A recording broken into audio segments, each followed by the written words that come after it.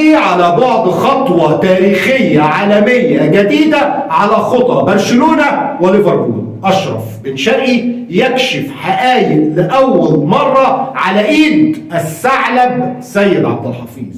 الأهلي يفاوض نجم الزمالك، إيقاف أحمد شوبير. اهلا بكل حبايب ريمو سيمو واولى حلقات البريمو مع ريمو سيمو. قبل ما اقول اي حاجه، كل حبايب ريمو سيمو كل سنه وانتم طيبين، رمضان كريم. بطلب منكم اللايك الجميل والاشتراك في القناه علشان لما تعوزنا تلاقينا وما نتوهش منك في الزحمه. الحلقه دي بعون الله وبمجهوداتكم وبدعمكم هنوصل لتحدي 10,000 لايك.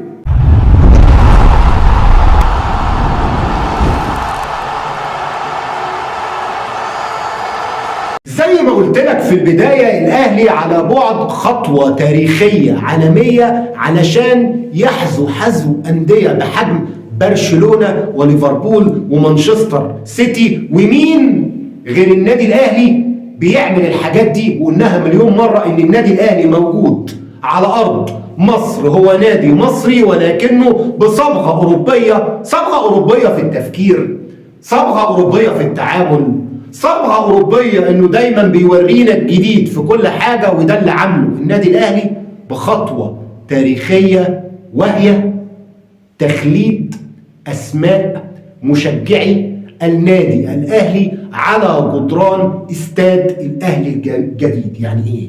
يعني هيجيب المشجعين أسمائهم واحد واحد ويحطهم على جدران الاستاد؟ لا يا صديقي، لا يا صديقي، ده لعب على تقيل ولعب على كبير، ولعب مش موجود غير في الأندية الأوروبية العالمية زي ما بقول لك. واستنى معايا وابعد عن زحمة بقى المسلسلات اللي بتحصل دلوقتي، وخليك مع البريمو ريمو سيمو عشان هيقولوا لك كلام جديد لأول مرة. النادي الأهلي عامل باقات، باقات كده زي باقة ال10 وباقة ال20 وباقة ال25.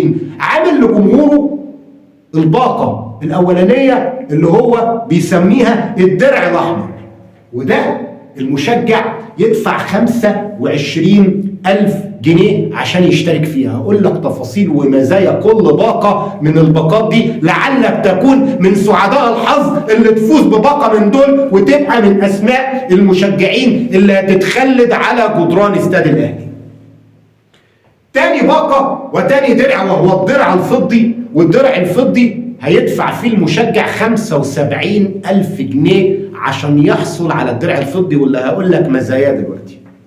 والدرع الذهبي 200,000 جنيه. اللي يحصل على الدرع الذهبي من المشجعين يدفع 200,000 جنيه، والدرع البلاتيني الأسود ب 250,000 جنيه. وخد بالك من كلمة الأسود هنا، ملحوظة قال لي عليها أخويا ريمو، عملوا الدرع البلاتيني الأسود علشان ما يكونش أبيض بألوان نادي الزمالك. طيب المشجعين اللي هياخدوا الدروع دول، المشجعين اللي هياخدوا الدروع دول هيستفادوا ايه؟ هل هم مجرد مشجعين هيدفعوا مبلغ؟ لا لا لا لا لا. النادي الاهلي دايما بيقدم لك قيمه مقابل سعر.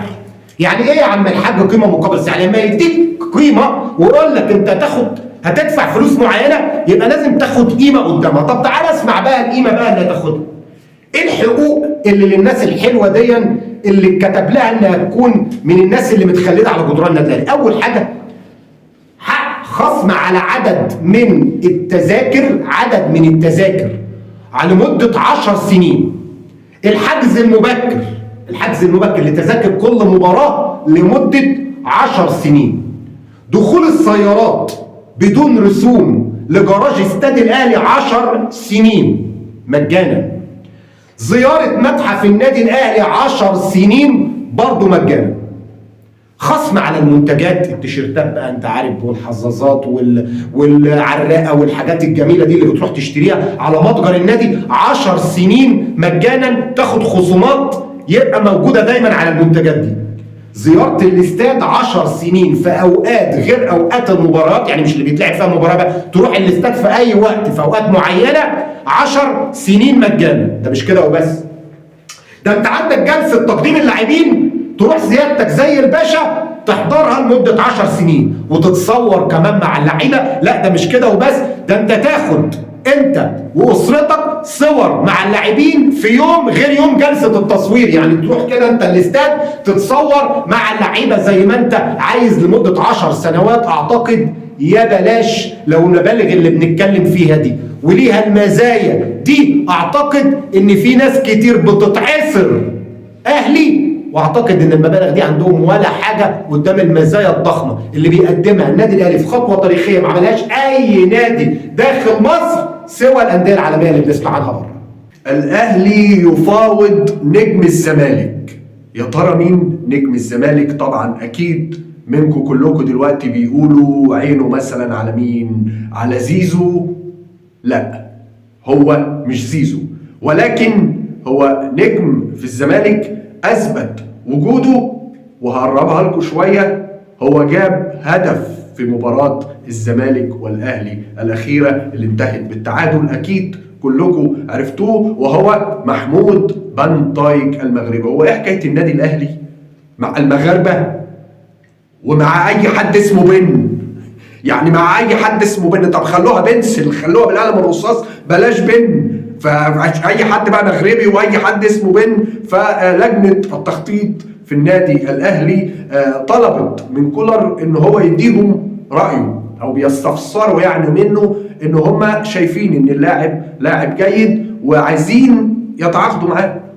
فطبعا خدوا رأي كولر بما انه هو له الرأي الاول والاخير في المسائل الفنية، بما انه هو المدير الفني، وبيني وبينكم هو ده الصح، وهو دي المنظومات السليمة اللي بتدي لكل واحد حقه انه يقول في شغله وفي صميم عمله. فكان الرد من كولر بالرفض، وهي دي المفاجأة. طب كولر رفض ليه؟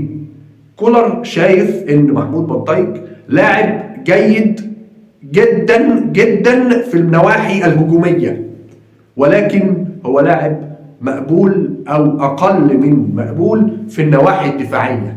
بمعنى انه شايف ان بن طايق مش هيفيده دفاعيا زي ما يحيى عطية الله ممكن يفيده، ولانه هو حاطط عينه على يحيى عطية الله. طبعا كلنا عارفين ان بن طايق جاي اعاره من سانت اتيان الفرنسي، وممكن يتفعل الشراء بتاعه مع نادي الزمالك طبعا اللي معار ليه مقابل $1 مليون. كل الاقاويل في الايام اللي فاتت بتقول ان ممكن بن طايق يكون في الاهلي، ولكن زي ما قلت لكم كولر رفض بات، لانه هيعتمد على يحيى عطية الله كظهير ايسر اساسي، وده هيكون في دوري الابطال او في كاس العالم للانديه. اشرف بن شرقي ولاول مره بيكشف حقائق عمرنا ما سمعناها منه مع وعلى يد الثعلب سيد عبد الحفيظ. لما كابتن سيد عبد الحفيظ سأل اشرف بن شرقي على السؤال اللي اعتقد في كتير من الزملكاويه دماغها عماله تودي وتجيب فيه اكتر من الاهلاويه كمان، هو ليه اشرف بن شرقي ما احتفلش بهدفه مع نادي الزمالك؟ اشرف بن شرقي بيثبت للجميع انه لاعب محترف ولاعب خلوق ولاعب عارف هو عايز ايه ومش بتاع شو وترندات. اشرف بن شرقي قال انا لما جيت مصر حسيت حب جماهير الزمالك ليا مع اني رحت وقعت للنادي الاهلي، فما كانش ينفع ان انا استفزهم. وقال كده نصيا جمله بتعجبني قوي شخصيا وبطبقها في حياتي، قال ابسط حاجه ان انت تستفز الناس او تزعلهم، واصعب حاجه في الدنيا ان انت تحافظ على حب الناس. ودي كلمه على فكره بناخدها في منطقنا مع اصحابنا وفي التعامل مع الناس، ان اصعب حاجه ان انت تعامل الاساءه بالاساءه، واصعب حاجه ان انت تكون بتتكلم كلام غلط وان انت تقل ادبك، لكن اصعب حاجه في الدنيا ان انت تحافظ على حب الناس وان انت تحافظ على احترام الجميع. وده اللي بيعمله اشرف بن شرقي. اسمع بقى النقطه اللي جايه واللي عارف ان هي هتزعل ناس كتير. اشرف بن شرقي قال لك انا جيت النادي الاهلي عشان حلم من احلامي ان انا اكون موجود في افتتاح استاد النادي الاهلي. وده الكلام اللي قلناه وناس كتير قالت لنا انتوا بتقولوا ايه؟ هو ده الكلام السليم. الناس اللي قالت ان اشرف بن شرقي جه النادي الاهلي عشان النادي الاهلي دفع له اكتر، الزمالك ما تفاوضش معاه، اصل النادي الاهلي جه علشان في قطر ما كانوش عايزينه. لكن كل ما اشرف بن شرقي بيقضي وقت في النادي الاهلي بيثبت عكس كده. ادي اشرف بن شرقي بقاله مبارياتين وجاب جونين، يعني على المستوى الفني راحت منكم دي فينيتو. خلاص اشرف بن شرقي موجود وبيأدي، اذا هو ما مشيش من قطر عشان الراجل مستواه مش قد كده. نيجي ناحيه الفلوس، ما فيش اكتر من فلوس قطر. الراجل جاي عشان يكتب تاريخ ويعيش في نادي ويتواجد في نادي ويكتب اسم تاريخه في نادي عالمي. عايز يكون موجود ايام افتتاح استاد النادي الاهلي، واللي وعد جمهوره على فكره انه دايما هيكون تحت حسن ظنهم، وانه هيحاول طالما لبس تيشيرت النادي الاهلي هيحاول يسعد جمهوره. وده اللي قاله، انا ما احتلفتش بالهدف في نادي الزمالك، لكن كنت اتمنى ان انا اجيب هدف في مباراه زي مباراه الزمالك. من هنا ببلغ تحيتي وتحيه كل زملكاوي قبل اهلاوي للخلوق اشرف بن شرقي. ايقاف احمد شوبير لاجل غير مسمى في شنك. كلام فارغ، معلش انا اسف اعذروني، ولكن اشاعات. كل دي اشاعات، مش على اي حاجة ولكن على الحقيقة.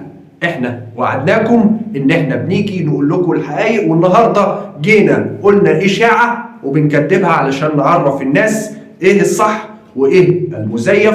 ما حدث بالفعل هو كالآتي: الكابتن احمد شوبير لا توقف ولا حاجة. رئيس نادي الزمالك قدم شكوى في قناة الأهلي، وبالتحديد في برنامج حارس الأهلي والذي يقدمه الإعلامي أحمد شوبير، وبناء عليه فتم رفع هذه الشكوى طبعا اللي مقدمة للجنة العليا لتنظيم الإعلام، وتم إحالتها إلى لجنة الشكاوى طبعا من المجلس الأعلى لتنظيم الإعلام زي ما قلنا. ولجنة الشكاوى حددت لها جلسة استماع يوم الاثنين 3 مارس. جايب لكم التاريخ. جلسة استماع هيأتي فيها الممثل القانوني لقناة النادي الأهلي علشان يرد على الشكوى المزعومة والمقدمة من رئيس نادي الزمالك لإثارة الفتن وللتعدي على نادي الزمالك أو التلفظ بأي كلام ضد نادي الزمالك. كل الكلام اللي في الشكوى اللي مقدمها الكابتن حسين لبيب رئيس نادي الزمالك. ويوم الاثنين 3 مارس هيتم اتخاذ القرار النهائي، سواء بقى بإيقاف البرنامج، سواء بإيقاف الكابتن أحمد شوبير، سواء بما فيش حاجة خالص.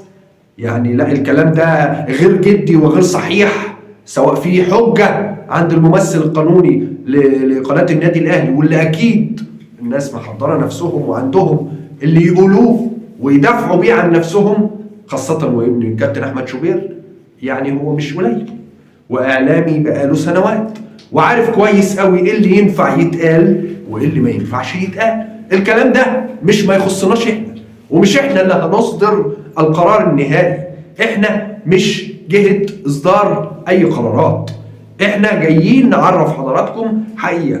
كل صفحات أو أغلب، مش عايز أعمم أنا آسف، أغلب صفحات السوشيال ميديا والكثير منها زملكاوي مطلع منشطات وفيديوهات وإيقاف الكابتن أحمد شوبير إلى أجل. إحنا مش جايين ندافع على الكابتن أحمد شوبير يا جماعة، إحنا بس جايين نقول إن دي حاجات إشاعات.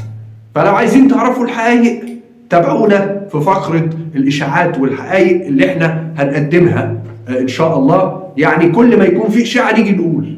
فالنهارده جايين نقول على الإشاعة دي مفيش حاجة اسمها كده. كابتن أحمد شوبير شغال زي ما هو. القرار زي ما قلت لكم تستنوا يوم 3 مارس وجلسة الاستماع، واللي هيقدم فيها الممثل القانوني لقناة نادي الأهلي الكلام بتاعه هيسمعوه، وإذا كان كده أو كده ده هو ده اللي هيصدر. والقرار النهائي هو قرار لجنة الشكاوى من المجلس الأعلى لتنظيم الإعلام. ووصلنا لنهاية حلقتنا النهاردة من البريمو مع ريمو وسيمو. نتمنى نكون ضيوف خفاف عليكم. لو عجبتك الحلقة ما تنساش اللايك والاشتراك في القناة. ريمو وسيمو هم البريمو.